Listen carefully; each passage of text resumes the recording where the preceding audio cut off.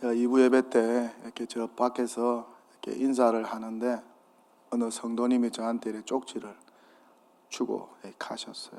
쪽지를 읽어보니까, 목사님, 코로나를 핑계로 코로나 걸릴까 걱정이 돼서 교회를 멀리하고 예배를 멀리했습니다. 게으르고 나태하여 교회를 멀리하고 예배를 멀리했습니다. 회개합니다. 앞으로 예배자로, 직분자로, 성도로 충성하겠습니다. 목사님, 죄송합니다. 이렇게 글을 쓰고 이래 가셨어요. 요즘에 우리 교우들 코로나 걸리기 전에 대면으로 한 3분의 2 정도에 참석하시는데, 오늘 호산나 찬양대 보니까 거의 한 95% 이래 참석하셔가지고 2년 2개월 전에 그 모습을 보는 것 같아서 참 좋습니다. 대면으로 예배 드리는 분들 감사드리고, 또 오늘부터 친교실도 개방하니까 비대면으로 예배 드리셨던 우리 교우들도 이제 결단하셔서 대면 예배, 주일은 대면 예배로 참석하셔가지고 하나님께 예배로 영광 돌리시기를 바랍니다. 오늘 말씀 보면은 욥이 악인에 대하여 아주 역설적인 말을 합니다. 좀 이상한 말을 하고 있어요. 악인이 장수하고 세력이 강해질 것이다. 악인의 후손이 굳게 설 것이다. 악인의 집이 평안하고 하나님의 벌이 임하지 않을 것이다. 악인의 수소와 암소가 번성할 것이다. 악인의 자녀들은 춤을 추고 노래하며 행복할 것이다. 하나님의 존재를 인정하지 않고 기도의 무용론을 주장하는 악인이 오히려 형통하고 흥왕하게 될 것이라고 말씀합니다. 굉장히 혼란스러운 주장입니다. 성경의 진리와 상반되는 주장입니다. 어떻습니까? 성경은 악인의 멸망을 말씀하지요. 악인은 하나님의 심판을 받아서 망합니다. 하지만 어떻습니까? 의인은 하나님의 축복을 받아서 형통할 것이라고 말씀합니다. 그런데 욥은 하나님의 말씀과 전혀 다른 주장을 하고 있어요. 어떻게 된 영문일까요? 하지만 이 악인의 형통을 생각해 보면 나름대로 일리가 있는 것 같아요. 악인이 득세하고 형통할 때가 있어요. 이것 때문에 의인이 고통스러워하고 괴로워할 때가 있습니다. 역사 속에 이런 일들이 많았어요. 지금도 그래요. 세계 권력자들 가운데 독재 권력을 볼 때 그렇습니다. 무너지지 않아요. 무너지지 않아요. 오히려 더 견고해지는 것 같습니다. 더 팽창되는 것 같습니다. 그런데 성경은 뭐라고 말씀합니까? 악인은 망하리로다. 바람에 나는 겨와 같을 것이로다. 여호와의 심판을 견디지 못할 것이다. 하지만 이 말씀을 비웃듯이 오히려 악인이 흥왕하고 형통합니다. 그럴 때 의인은 화가 나죠. 혼란스러워요. 이렇게 의로우시고 공의로우신 하나님이 하시는 일에 대해서 가끔 이해가 되지 않을 때가 있어요. 어떤 이들은 이것 때문에 신앙을 떠나기도 합니다. 또 이것 때문에 신앙에 의구심이 들기도 하고 회의를 하기도 합니다. 긴 영적 침체의 터널을 통과하기도 합니다. 시편 73편 기자 아삽은 이 악인의 형통함 때문에 자신의 믿음이 넘어지고 시험에 들었다는 것이죠. 또 미끄러질 뻔하였다고 고백하고 있어요. 그렇다면 왜 자신의 의로움을 주장하던 욥이 갑자기 돌변하여서 악인의 형통과 악인의 흥왕을 주장하고 있는 것일까요? 이유는 바로 욥기 20장에 나오는 소발의 주장 때문입니다. 그는 악인의 멸망을 아주 강력하게 주장하고 있어요. 대충 이런 이야기입니다. 악인은 고난을 받아 모두 망한다. 악인의 부귀영화는 잠깐이요 꿈같이 사라진다. 악은 숨겨도 결국 다 드러나고 비참한 최후를 맞이하게 될 것이다. 악인은 마음에 평안이 없고 불행할 것이다. 하는 일마다 꼬이고 죄악은 만천하에 공개되고 결국 하나님의 진노로 망할 것이다. 틀린 말이 아니죠. 다 맞는 말이에요. 악인은 이렇게 다 망하게 되어 있어요. 그렇다면 왜 이 시점에서 소발이 악의 멸망을 강조하고 있는 것일까요? 욥 때문이죠. 욥을 겨냥한 말입니다. 욥이 들으라고 하는 말입니다. 욥을 두고 하는 말입니다. 욥이 그렇다는 거예요. 욥이 죄의 대가를 받고 있다는 거예요. 그가 당하는 모든 환난과 고통이 바로 그가 지은 죄악 때문이라는 것입니다. 욥이 악을 행하였으니 망하게 되었다는 것입니다. 그렇게 악인의 멸망을 의인 욥 앞에서 강력하게 주장하고 있어요. 이렇게 소발은 이 악인에 대한 인과응보의 원리를 의인 욥에게 적용하고 있습니다. 욥이 망하고 욥이 병들고 욥이 환난과 고통을 당하는 것은 욥이 악인임을 스스로 증명하고 있다는 거예요.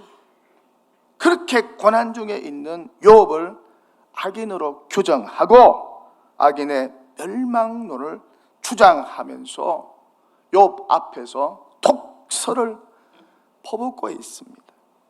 그런데 어떻습니까?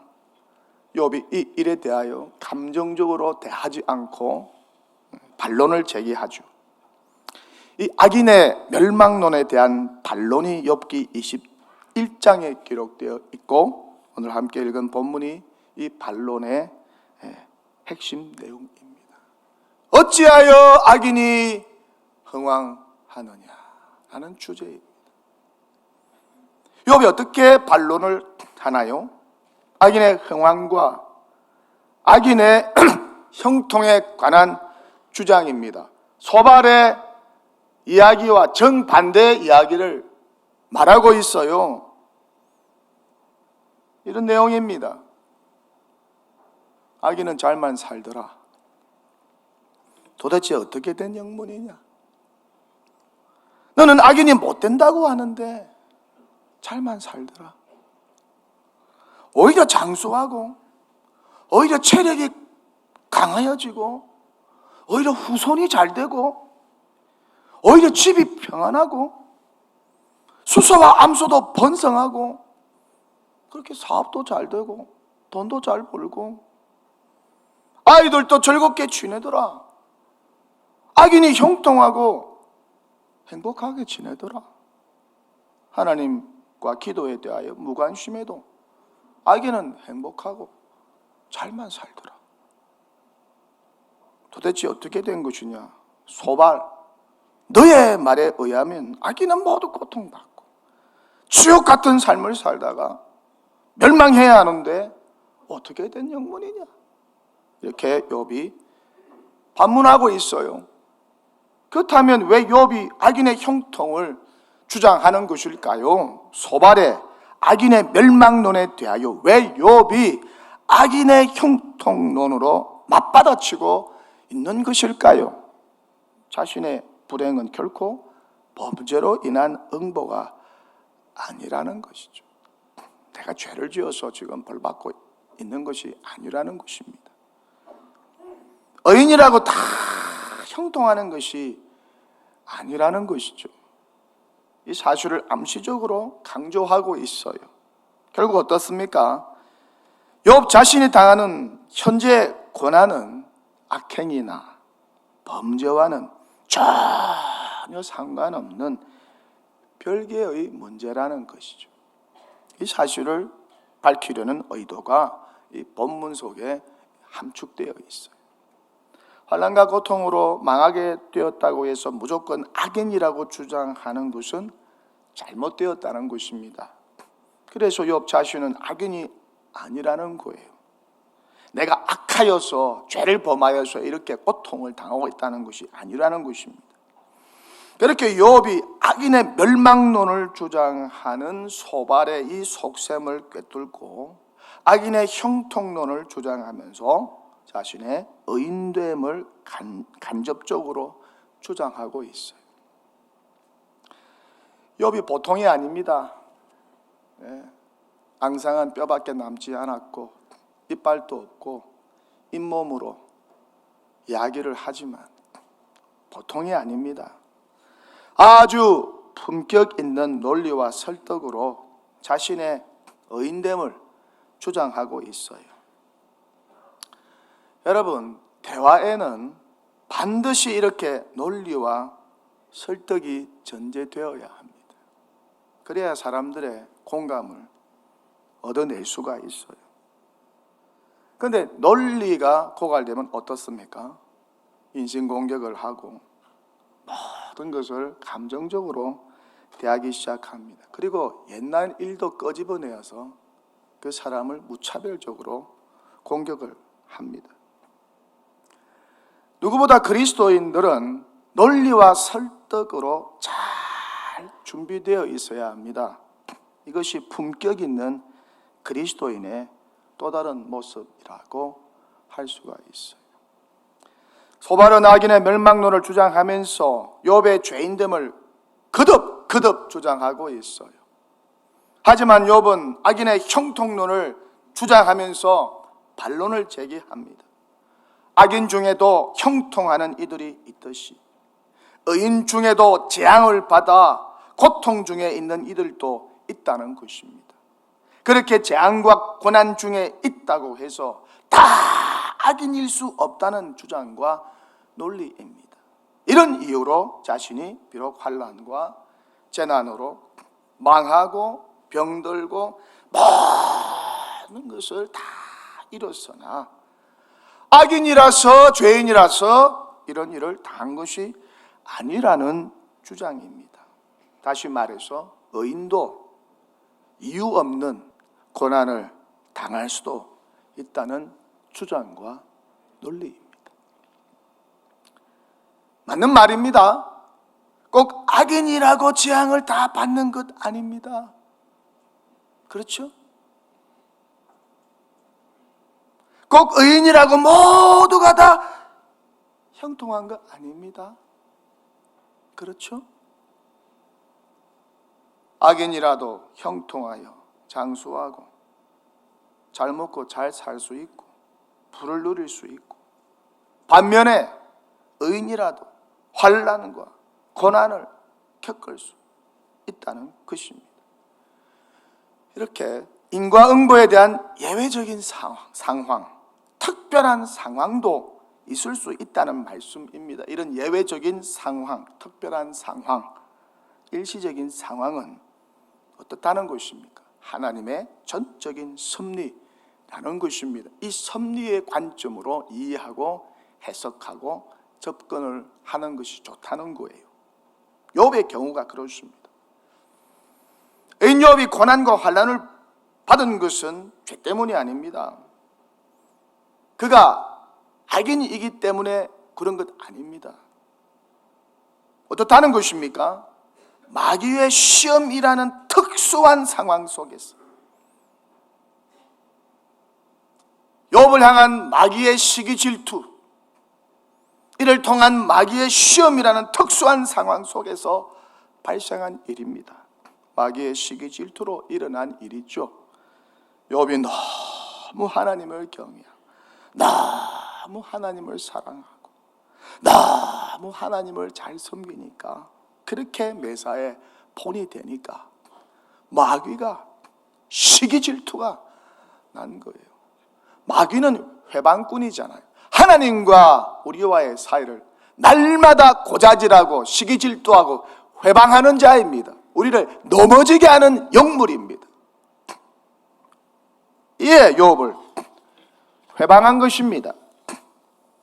하나님과의 사이를 떼어서 멀어지게 하려고 회방한 거예요. 물론 이 모든 것이 하나님의 허락하에서 일어난 일이죠. 그러니까 어떻습니까? 우리도 열심히 주의 일을 하고 마음을 다하여 주님을 사랑하고 주의 몸된 교회를 위하여 헌신하고 섬길 때 어떻다는 것입니까? 사탄의 시기 질투로 인한 시험도 찾아올 수 있고 회방도 찾아올 수 있다는 거예요. 사탄이 눈을 가리우고 사탄이 우리의 길을 가리우고 사탄이 우리의 입을 막아 우리의 생각을 이상하게 하게 하여 방해할 수도 있다는 것입니다. 또한 뜻하지 않는 재난과 환난과 고난을 통해서 우리의 신앙생활을 방해할 수도 있다는 거예요. 이것을 늘 염두에 두고 신앙생활을 해야 합니다. 사탄 마귀의 방해 공작과 시험을 늘 염두에 두어야 합니다. 그래서 신앙생활은 영적인 전투의 현장입니다. 매일매일이 영적인 전투예요. 그러니 구원의 완성이 쉽지 않습니다. 완성의 여정은 언제나 힘들어요. 가치가 있을수록 더욱 그래요. 시험과 고난을 통과한 후에 구원의 완성이 찾아오는 거예요. 이 사실을 늘 염두에 두어요. 저와 여러분의 구원은 완성이 된 것이 아니에요. 여전히 구원의 완성을 향하여 지금 여정 중에 있다는 사실을 기억하세요. 철로 역정 소설책을 한번 이번 주에 한번 읽어보세요. 그렇다고 해서 이것 때문에 우리의 열심을 포기한다거나 미리 겁을 먹는다거나 신앙을 포기해서는 안 된다는 것이죠. 우리에게 임한 구원이 얼마나 귀하고 가치 있는 것인데 하나님이 당신의 독생자를 포기하고 우리에게 준 구원의 선물 아닙니까? 그러니 이 구원을 포기할 수가 없어요. 그러니 어떤 시험과 고난 앞에서도 끝까지 구원의 완성을 위하여 믿음을 견지해야 한다는 것이죠. 그래서 믿음만 있으면 피할 길을 하나님께서 열어주시고 늘 예비해 주십니다. 그러니까 마귀의 시험이 올 때, 고난이 닥쳐올 때 우리는 어떻습니까? 더 기도해야 합니다. 더 적극적이고 더 전투적인 신앙 자세로 견지해야 합니다.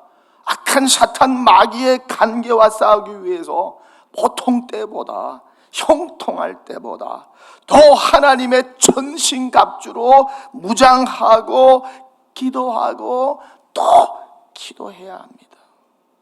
말씀으로 시험을 물리친 예수님 본받아서 시험의 때에 환난이 닥쳐올 때에 고난이 닥쳐올 때는 더 말씀을 가까이 해야 합니다. 무엇보다 우리에게 닥쳐오는 마귀의 시험을 당연하게 여겨야 하는 것입니다. 이상하다고 여길 필요가 없어요. 성경의 위인들도 모두 시험을 당했고 통과했습니다. 시험 없는 신앙생활 없어요. 여러분, 신앙생활은 고속도로가 아니에요. 장애물 경주예요. 뛰어넘어야 돼요. 요셉도 예외가 아니었어요.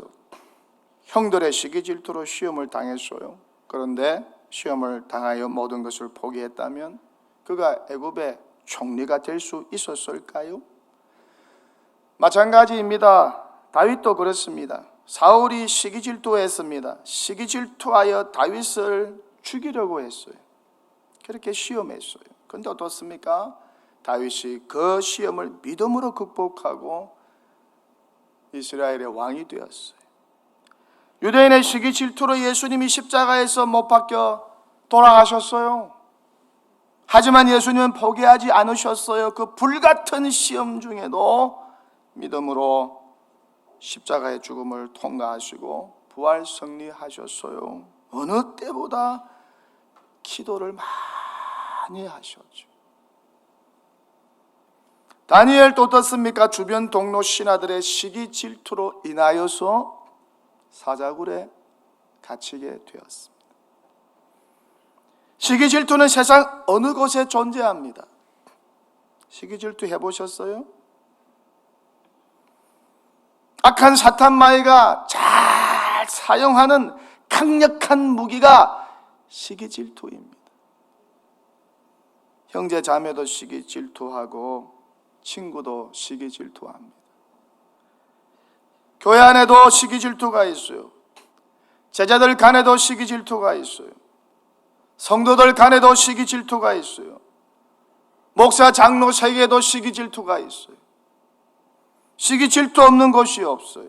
이 시기 질투로 사단 마귀는 교회와 성도를 흔들어 시험에 들게 만듭니다. 넘어지게 만듭니다. 하나님의 축복을 망각하게 만들고 구원을 포기하도록 유혹합니다. 그래서 이 시기 질투는 어떻다는 겁니까? 마귀에게서 온 것이라는 거예요. 여러분, 시기 질투가 하나님으로부터 온 게 아니에요. 시기 질투가 성령으로부터 온 게 아니에요. 시기 질투는 마귀에게서 온 것입니다. 잘 기억하고 있었어요. 그래서 성경은 말씀합니다. 시기 질투는 세상적, 정욕적, 마귀적이라고 분명하게 야고보서 3장에서 말씀하고 있어요.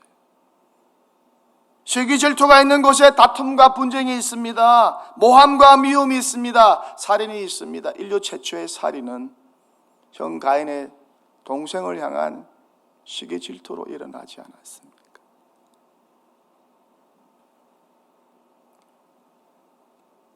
그러니 시기 질투가 마음속에 찾아오면 그것은 마귀로 충만한 것입니다. 마귀에게 사로잡힌 거예요. 그것은 귀신 들린 것입니다. 눈에 보이는 현상학적으로 귀신 들림이 있는가 하면 눈에 보이지 않는 귀신 들림이 있어요. 사람들은 눈에 보이는 귀신 들림에 대하여서는 관심을 많이 갖지만 눈에 보이지 않는 이 귀신 들림, 시기 질투로 가득 찬 것에 대해서는 좀 무관심한 것 같아요. 다 심리적으로 이해하고 해석하려고 하는 버릇이 있습니다. 아닙니다. 귀신 들림이에요. 귀신에 사로잡혀서 그래요.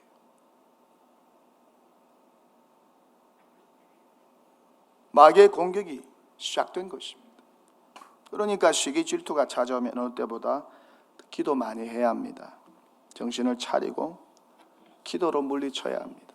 그렇지 않으면 시험에 들어요. 시험 들어 망해요. 결국 이 시기 질투로 가장 피해를 보는 것은 상대방이 아니라 시기 질투하는 바로 자신입니다. 결국 병들거나 망합니다. 시기 질투하면 뼈가 썩는다고 성경은 경고하고 있죠. 하지만 상대방은 하나님의 보호와 축복을 받아서 더 잘 됩니다. 놀라운 것은 욥이 사단의 시기 질투를 믿음으로 결국 이겼다는 거예요. 대단하죠? 다니엘도, 다윗도, 요셉도 마찬가지였어요. 그러니 어떻습니까? 의인에게 고난이 닥칠 때는 하나님의 섭리가 작동된다고 믿어야 한다는 것이죠. 너무 신앙생활을 잘하니까, 교회 생활 잘하고, 주님을 잘 섬기니까, 직분 생활에 충성하니까 마귀가 시기 질투하여서 하나님의 허락하에 시험하는 경우가 있다는 것입니까? 있다는 것입니다. 그러니까 어떻습니까? 믿음이 좋고 신앙 좋은 분들이 간혹 이해할 수 없는 고난을 겪는 경우가 있다는 거예요. 연단도 이와 같은 경우입니다. 하나님께서 의인에게 더 큰 일을 맡기려고 하실 때 특별한 목적과 의도를 가지고 고난을 통해서 그 인생을 다루기도 하십니다. 모세도 요셉도 다윗도 사도 바울도 다 그랬어요. 고난을 통해서 연단받았어요. 제자들과 초대교회도 마찬가지였어요. 고난을 통해서 다 연단받았어요. 고난을 통해서 연단받지 않은 하나님의 사람과 교회가 없어요.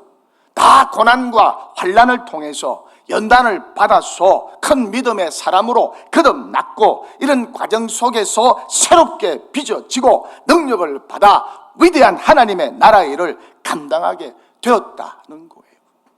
이 강단에서 서 있는 저도 예외가 아닙니다. 하나님의 특별한 섭리 속에서 고난과 환난을 통해서 연단을 받았으니까 이 귀한 자리, 영광스러운 자리, 복된 자리에 서 있는 것 아니겠어요? 아무것도 없는 사람이 이 자리에 서게 되니까 시기 질투가 많았어요. 바르고 의롭게 살려고 하니까 시기 질투가 많았어요. 공격이 많았어요. 시험 될 일이 많았어요. 고난이 많았어요. 이 자리가 보통 자리인가요? 아무나 설 수 있는 자리인가요? 만약 이런 시험과 연단이 없었다면 제가 이 자리에 설 수 있었을까요? 그러니 어떻습니까? 고난도 축복이고 할렐루야, 연단도 다 축복이라는 것이죠. 당시에는 힘들어도 뒤돌아보면 그렇다는 거예요. 그렇게 하나님은 우리를 실망시키지 않는 분이십니다. 그렇게 사람은 고난을 통해서 검증이 되고 연단이 되어야 합니다. 그래야 더 크고 놀라운 하나님의 일을 감당할 수가 있어요. 그러니 어떻습니까? 고난이 올 때, 환난이 찾아올 때 낙심하지 말고 고난을 믿음으로 바라보면서 하나님께서 고난 이후에 더 좋은 것, 더 놀라운 것, 더 위대한 것을 주실 것이라는 믿음을 가져야 한다는 것이죠. 지난날 여러분이 당한 고난과 환난을 한번 회상해 보세요. 어떤 고난과 환난을 당하셨나요? 그 고난과 환난이 있었기 때문에 오늘의 여러분이 있는 거 아니겠어요? 우리 예수님도 고난과 환난을 통해서 시험을 통과하고 연단을 받아서 구원자로 세워지셨어요. 그러게 어떻다는 것입니까? 의인이 고난당하고, 의인이 이해할 수 없는 고난을 당하고 시험 받을 때는 더 큰 믿음이 필요하고 더 많은 기도가 필요하다는 것이죠. 무엇보다 생명의 말씀, 죽은 자를 살려내니 생명의 말씀, 위로의 말씀, 약한 자에게 힘과 용기를 주는 하나님의 말씀을 더 가까이 하면서 고난 중에 들려오는 하나님의 세미한 음성의 귀를 기울인다면 고난과 환난뿐만 아니라 그 어떤 시험도 감당할 수 있는 하늘의 능력과 은사를 받게 된다는 거예요. 주의 말씀이 고난과 시험 중에 있는 우리를 살립니다. 주의 말씀이 우리를 붙들어 살게 하시고, 주의 말씀이 우리의 소망을 부끄럽지 않게 하십니다. 그렇게 믿음으로, 그렇게 말씀으로, 그렇게 기도로 잘 통과해 하나님께서 예배해 놓으신 축복을 받게 된다는 것입니다. 이런 은혜와 축복이, 이런 믿음이 우리 모두에게, 우리 교회 가운데, 특별히 고난과 시험 가운데 있는 모든 성도들 가운데 임하게 되면 얼마나 좋을까. 이런 은혜와 축복이 늘 함께 하시기를 축원합니다. 축원합니다.